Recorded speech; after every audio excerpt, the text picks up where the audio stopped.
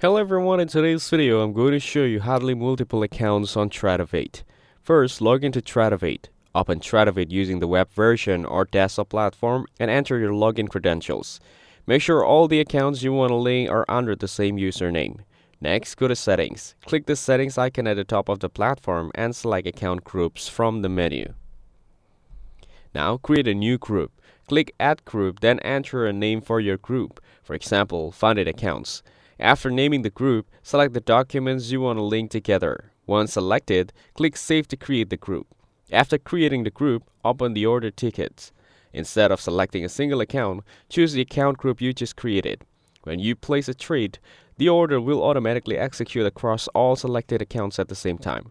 If you do not want to use account groups, there is another method.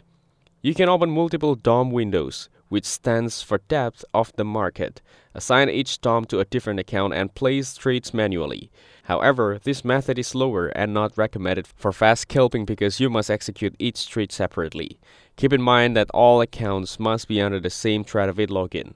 You cannot link accounts from different Tradovate usernames. Resettings apply per account, so make sure each account has sufficient margin before placing trades.